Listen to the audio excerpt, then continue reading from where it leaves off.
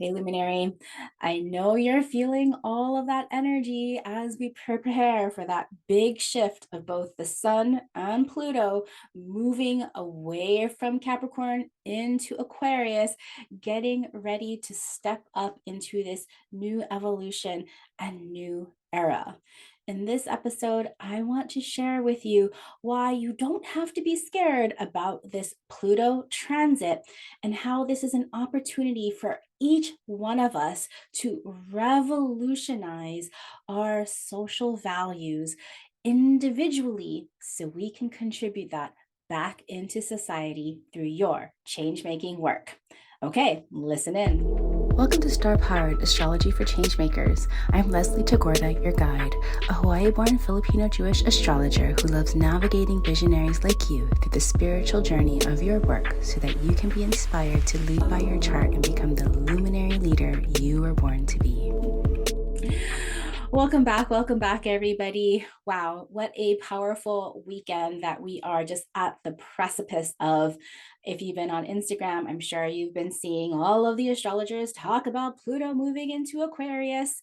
And yes, this is the second time Pluto is moving into Aquarius in kind of a 1 year span. Pluto moved into Aquarius a little bit in 2023. It's going to move into Aquarius again on the 20th of January. And then it's going to go in retrograde back to that end point of Capricorn. And then in November of 2020, finally, Pluto is going to end up in Aquarius for the next 20 years, all the way until March of 2043. So we have a good 20 years of Pluto in Aquarius. Now, for some of us, when we hear about a Pluto transit, we are freaking ourselves out. Pluto, death and destruction. But Pluto never kills off anything that isn't meant to decay and compost and fertilize into something oh so much richer, oh so much more powerful. Now, when I just want to preface, I know that some of us might have some issues with the word power. And I want to preface what I mean by that word power is that inner source of power, not the power over, the power to control, but that power from within to move forward and be even better. So, at a high level, this Pluto transit into Aquarius is really meaningful for everyone on this earth because Aquarius is the sign of humanity, of the future, of the collective. And of course, on a global level, Pluto is going to do its job of dig deeping and dismantling and blowing things up and revealing all the deepest, darkest shadows of that Aquarius archetype. Now, we're still at that beginning phase because we're still not quite done with Pluto's dismantling of all of that Capricornian energy. And so we're going to be vacillating back and forth and back and forth, through this end of the year, through this rest of the year, this 2024, as we are moving from one era into the next. But today, what I really want to share is yes, what does this energy mean for the power of the collective?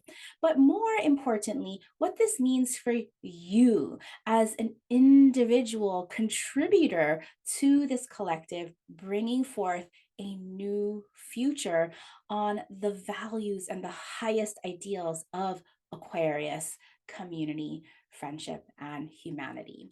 And then I'm going to share with you a little bit about how you can individually use this energy to guide you over the next 20 years. I know we're starting at the very, I'm going to tell you this right now in 2024, but you got to bring this all the way with you for the next 20 years.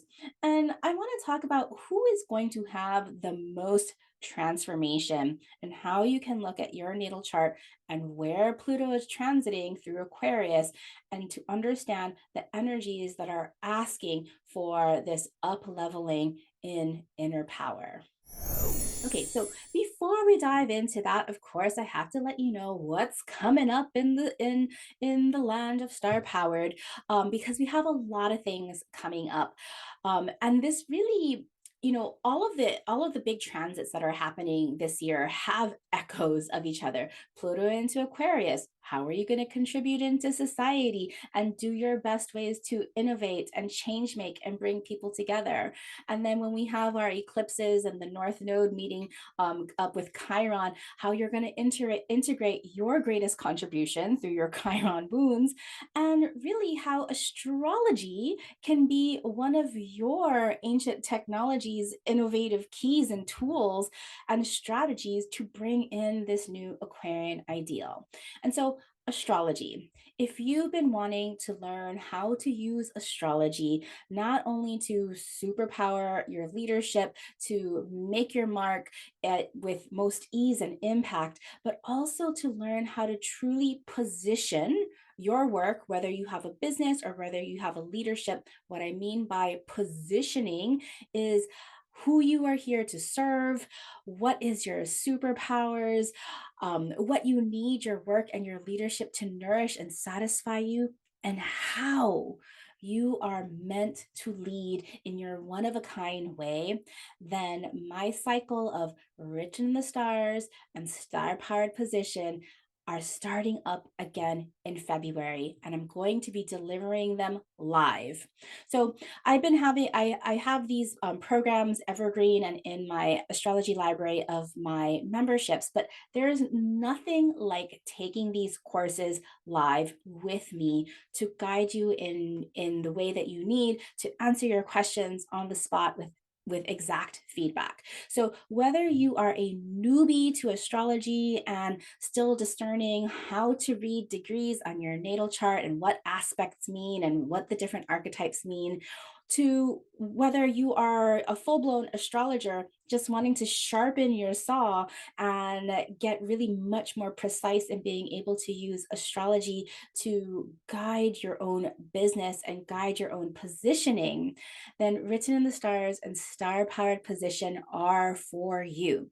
We're starting up in February, so the waitlist is now open. You can head on over to starpowered.com, that's my website, and go over to Written in the Stars, all one word, Written in the Stars, starpowered.com/written in the stars. Get on that wait list so that we can notify you when doors open to the live versions of this foundational training. And if you are an astrology practitioner or somebody who's in the branding world, marketing and communications, or a designer, and you love astrology, well, these courses, Written in the Stars and Star Powered Position, are the foundation to the curriculum of my Astro Brand certification. Certification mentorship starts in the fall, but if you want to get a head start on getting really grounded in this coursework and taking it live with me, this would be your chance to sign up now and get ready for your certification. So by this time in 2025, you have an Astro Brand certification license and you can practice and teach astrology in this most powerful way, just precise and specific way. So head on over to starpower.com/written in the stars and get on that wait list.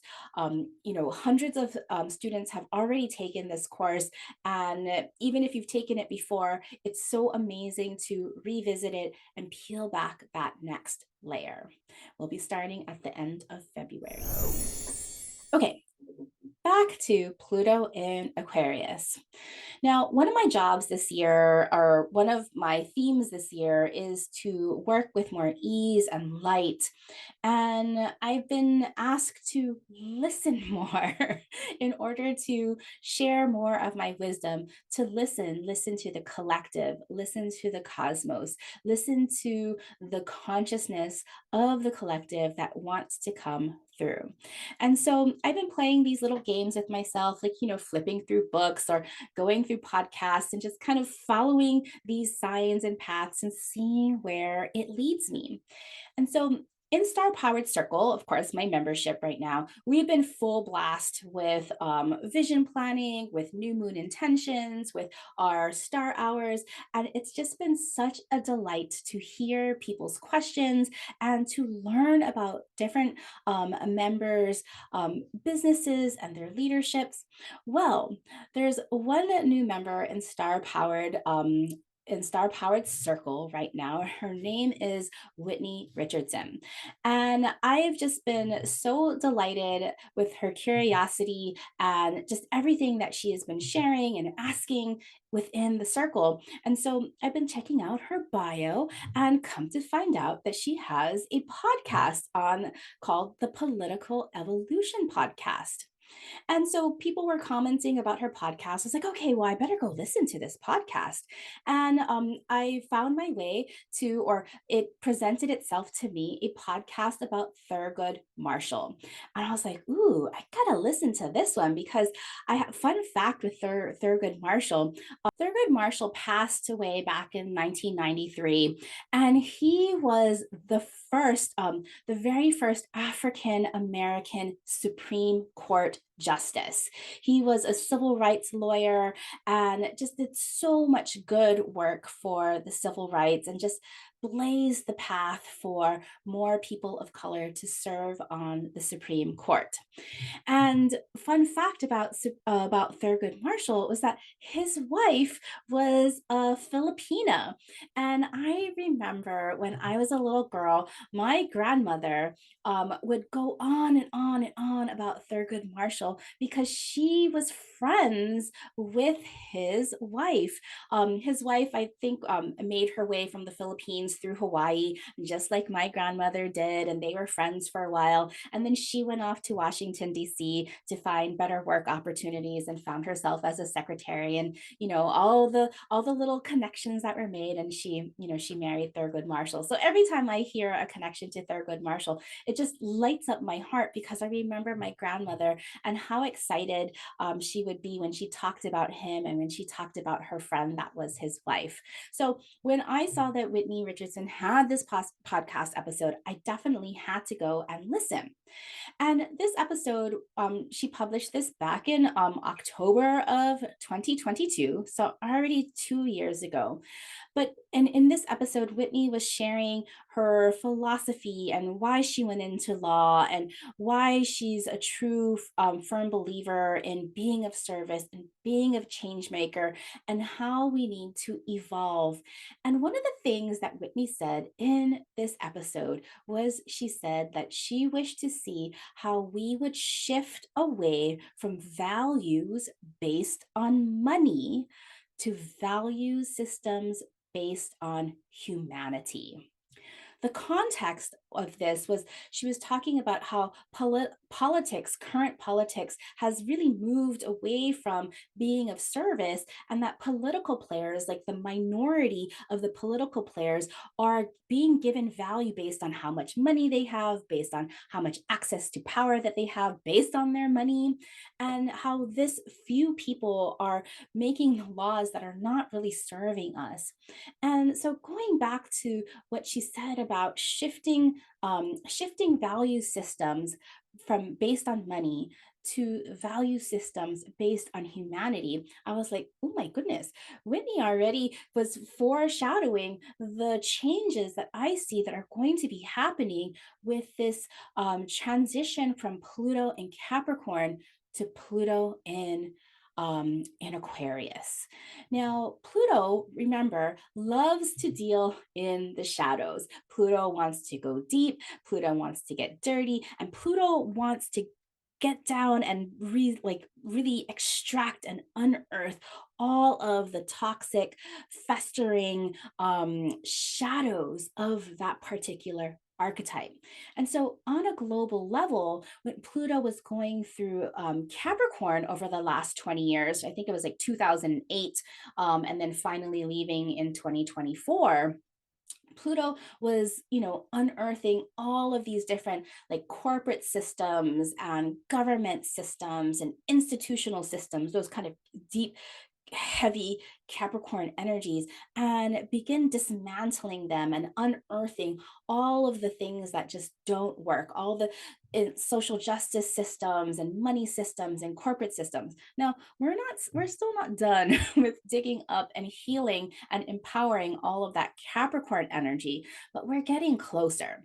And so as Pluto now moves into this Aquarius archetype, Pluto will begin not dissolving, but dismantling and unearthing the shadows of some of these Aquarian archetypes.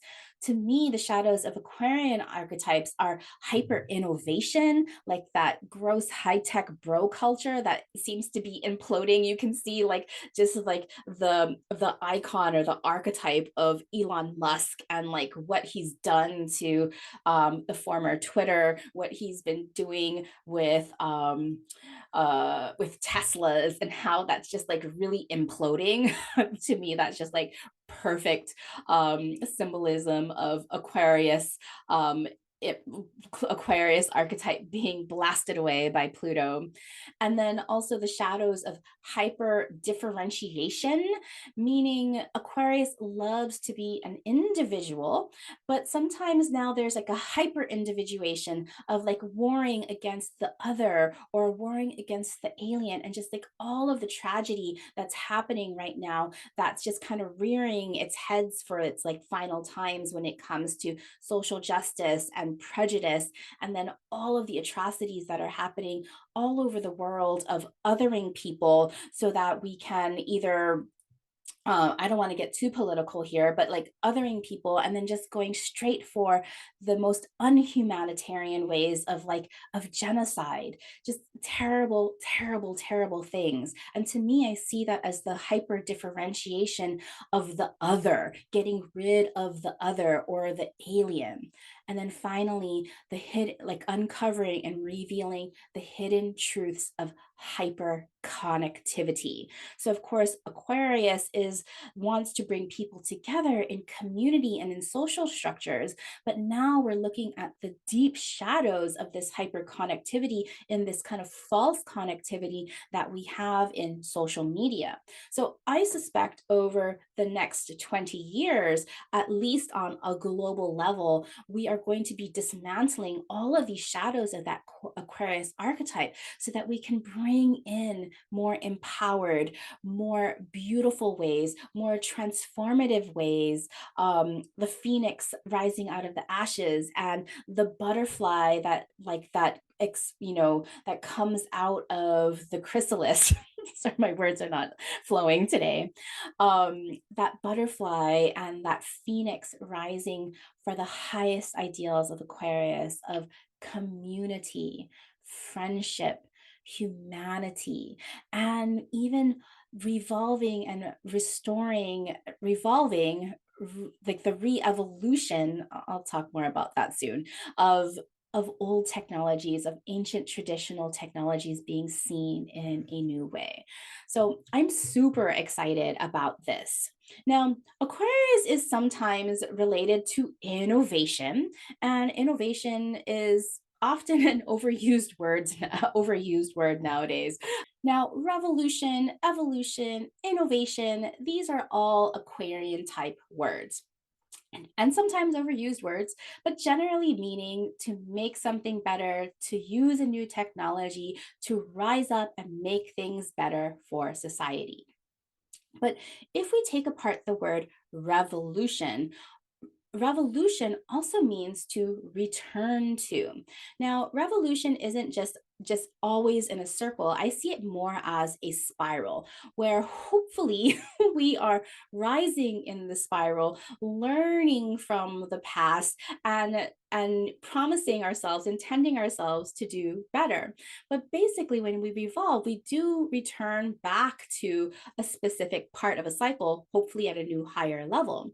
And so when I'm thinking about kind of technology in 2024 and through the next 20 years with Aquarius, not only are we going to see maybe us return back to space, I think indeed today in the news cycle right now, there's a Japan rover getting ready to land on the moon, which is really, really exciting. However, there's so many needs in humanity and our Mother Earth. And so to me, part of the rise of indigeneity, which is really hot right now, and rightfully so, showing the power and the wisdom of so many indigenous traditional medicines and technology of ways of taking care of the earth, of being in community, of relating to each other, all humans and plants and animals and just all living energies from Mother Earth. I love that there's also this rise of indigenous technology and wisdom. This idea that wisdom comes from a specific place that links groups and communities together through culture, knowledge, and identity. So I predict that this is going to continue to rise, and this is going to really help heal our communities, our Mother Earth. Now, when I think about these kinds of ideas of communities, because our communities are our social structures, this is also going to go through a giant change over the next 20 years as Aquarius gets transited by Pluto. And part of this, this new global way of being, it's how do we create these most meaningful social structures through shared social values? Now, this is absolutely an Aquarian ideal. Oftentimes, when I'm talking about Aquarius as an archetype, especially when we're putting together our leadership or our brand, I'm asking people to paint that vision of the future. What is that future that we want to build together? And sometimes it's really, really hard to paint that vision of the future because what we see is what we see is what we can envision. And what we see right now for most of us isn't the future that we want to create. And so it takes time and it takes intention and it takes consciousness, mindfulness to be able to paint that picture of the future. And what your part is in this painting of the future is, what is the part that you can change? We've been talking about all of these like big global ideas. Oftentimes, if you're like me, I can feel super powerless in politics and policy changes, in having a say in how governments go to war or spend their taxes. Indeed, an individual can feel powerless. But the thing that we can change is how we change in ourselves and how we be of service to help others around us change. And so to be truly in power of this Aquarius in Pluto is to be able to make your mark and to create that change. But first is to know what that vision of the future you are trying to build. So, for example, individually, I am able to make change and be of service through astrology, guiding others to find their leadership, to spark their courage and their validation of their superpowers, to maybe go from hiding to sharing their wisdom, or from sharing their wisdom to amplifying and making a bigger mark. I do this individually with myself. I do this with my communities, with my clients, and I hope to inspire my clients to then make those changes with their clients. And this ripple out of impact is that shared social value, the shared social value that everyone has the ability to contribute their wisdom and be a leader. A leader doesn't mean that we have to have like thousands and thousands of people following us. We simply need a community that we are sparking, and that is the way we lead. Now, what happens when more and more of us who maybe have felt undervalued because we don't have access to a lot of power and access to a lot of money, although we have deep wisdom to share? What happens when we are starting to be valued, like Whitney said in her podcast, valued for our own humanity, for simply being, for how we are being of service, for how we are being in relationship, for how we are walking on that good path?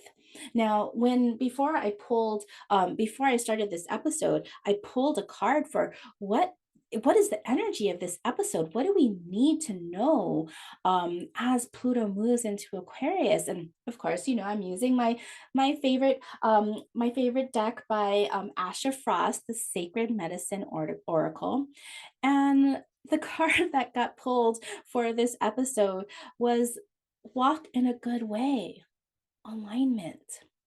And how perfect is this walk in a good way and alignment?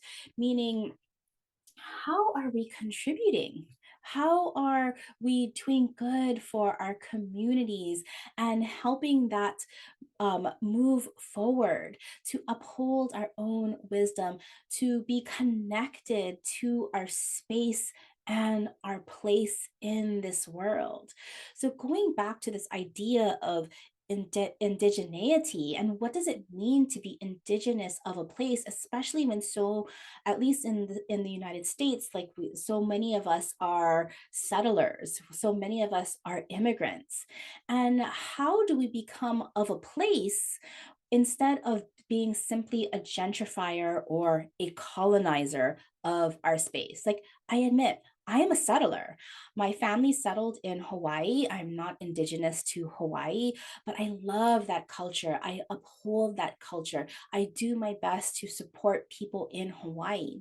And my place here in San Francisco to be part of the community through my son's school, through gardening projects, through even just like listening in the backyard and planting native plants and, giving offerings to my space.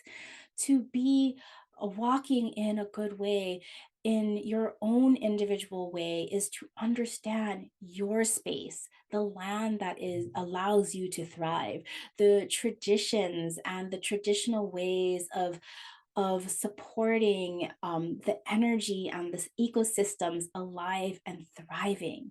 Yes, you can do your own, you can walk in your own way with just simple, walk in a good way with just simply being attuned to the energies and the ecosystem of where you live. Now, because so many of our social structures are national or global, thanks to thanks to the internet, thanks to some of social media, I want you to notice your larger social structures, not just of the people that you are connecting to across the globe, your family, your friends, your neighbors, including the plants and the animals and the wind and the spirit beings and the water and the energy that support you. You are part of that ecosystem. This is your community. So how can you create your community to create to involve all of these energies and living beings? And in your leadership and work, how can you build your community through that shared social value, and that shared social value coming from that vision of the future that you want to see? So, my value, the shared social value of my community that I'm building, is we are all leaders, and we have to recognize and accept and value the type of leadership that we are born to contribute. That is how we are going to impact and make change from the inside out, from changing us as individuals, from us at the maybe not exactly the bottom, but us from the inside and impacting the collective so we can create the vision of the future together. So I want to go back to Pluto and how this Pluto is really going to impact you. Now, I recorded 2 episodes, one on the Pluto process, that's in season 2, episode 22. So if you want to learn much more deeply about the Pluto process, please go listen to that. And then the Aquarius archetype from season 1, episode 52.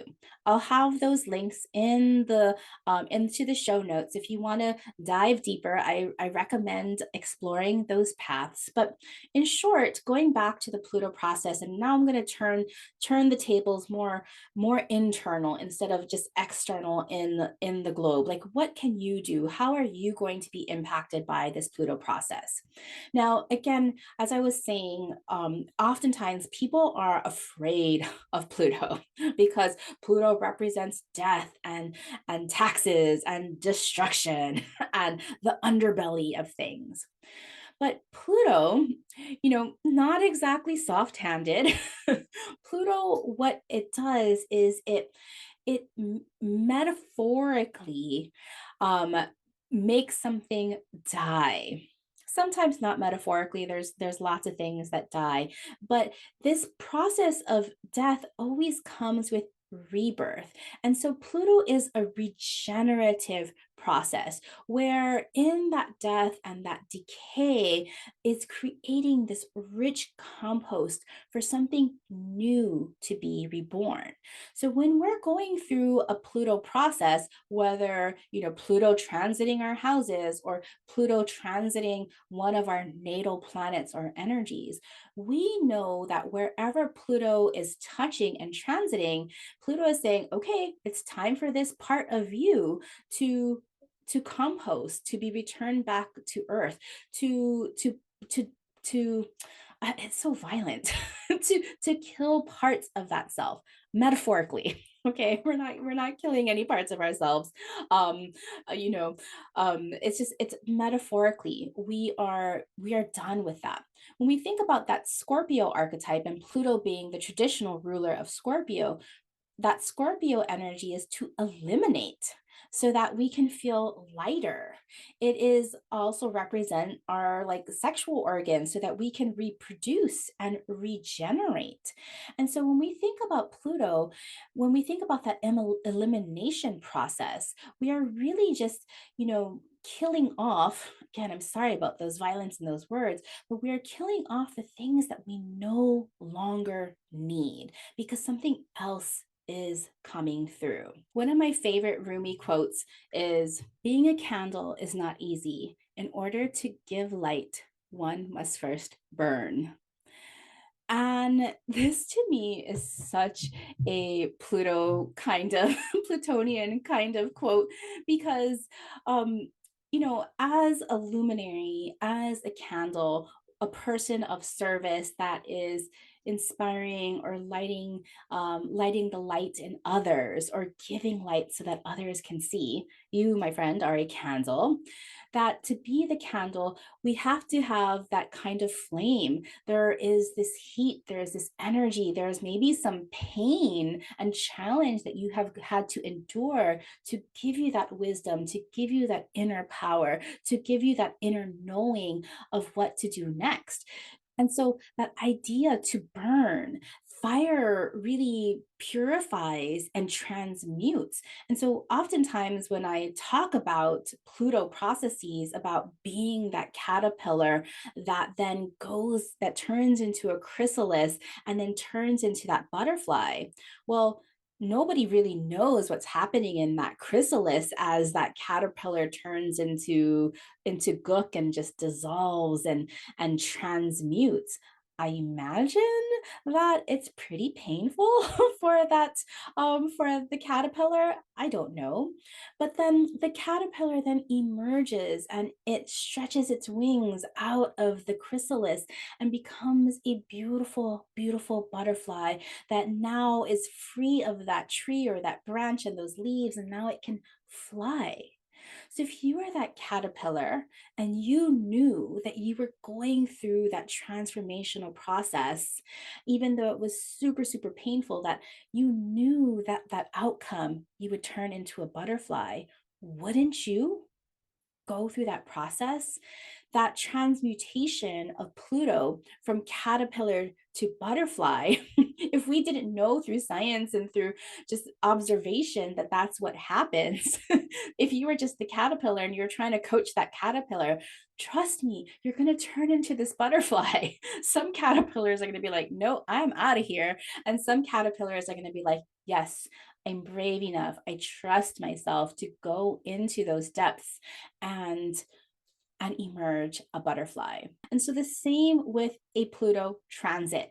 When you know that there's that Pluto transit coming up, if you run away from it, it's just going to make things so much more uncomfortable because you're not surrendering to the process, you're running away from the pain, you're bypassing all of the things, and you know what, Pluto is just going to come anyway and smack you across the face.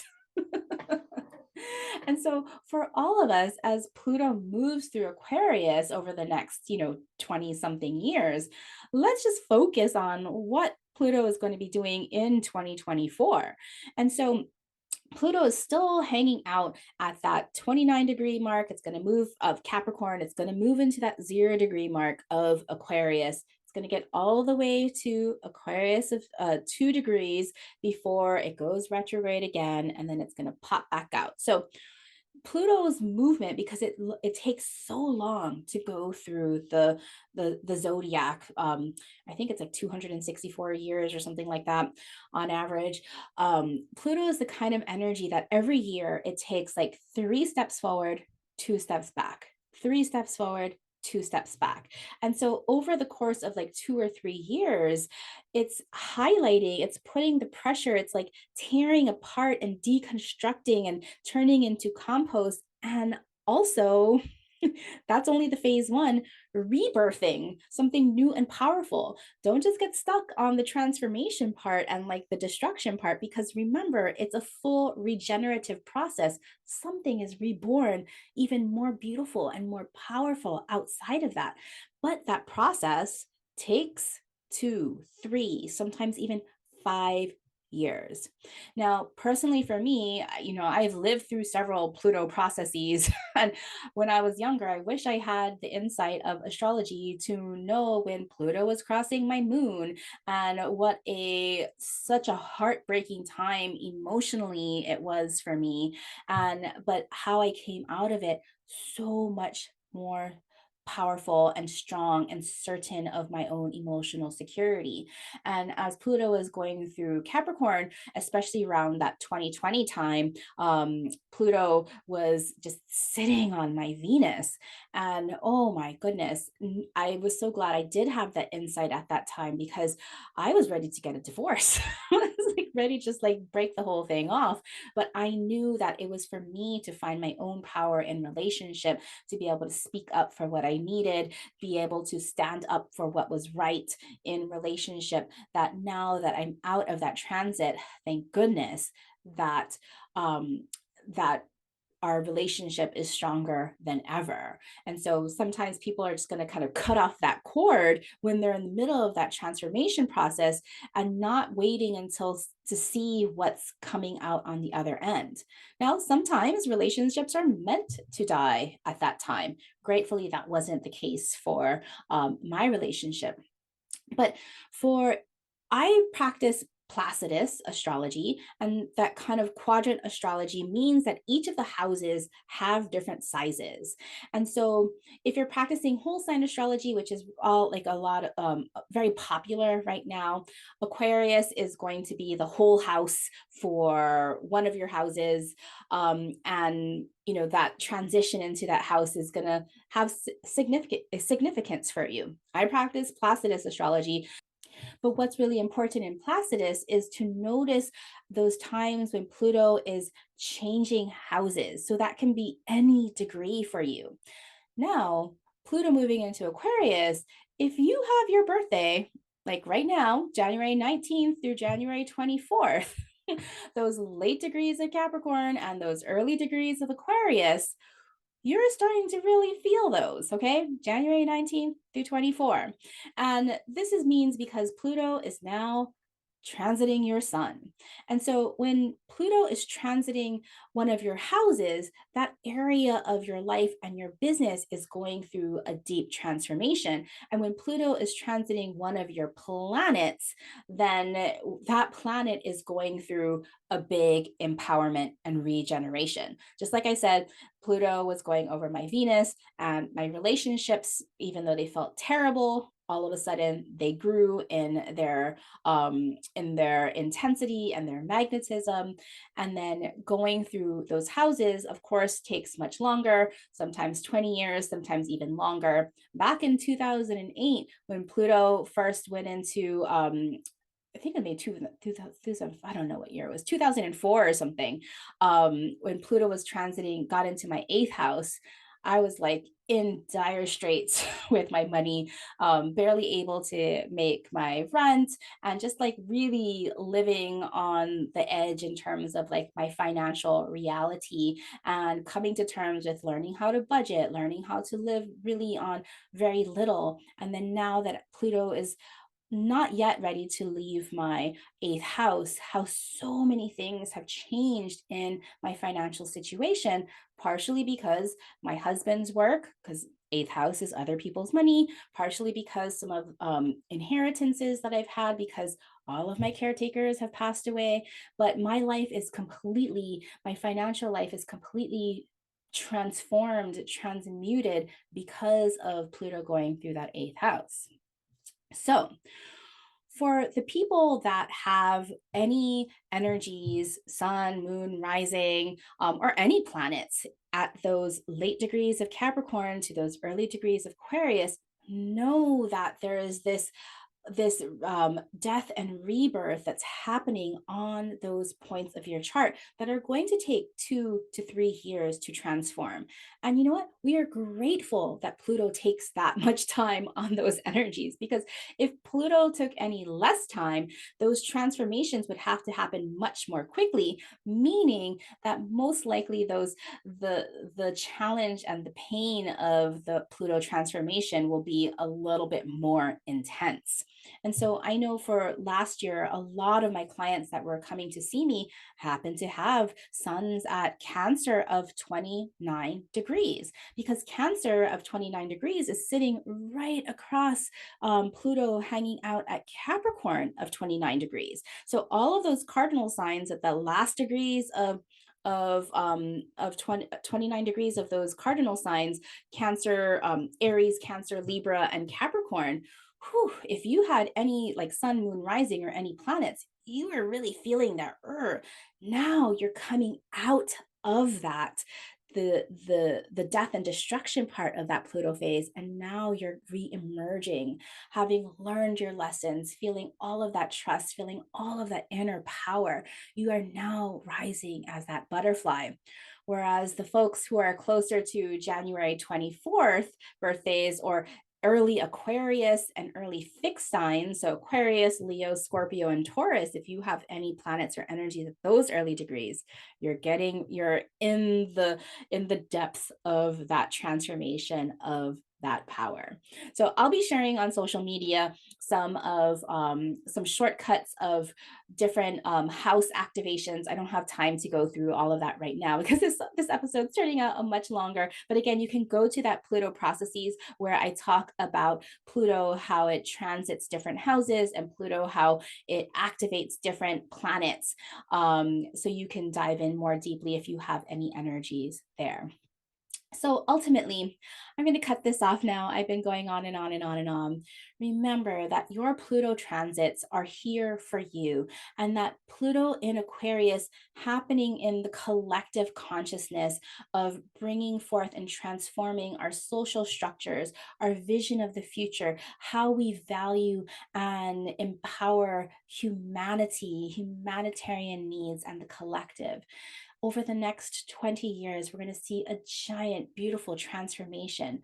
But at the beginning, it's going to be a lot of composting and lighting the fire to have those ashes. You, my friend, have a role in bringing this change forward.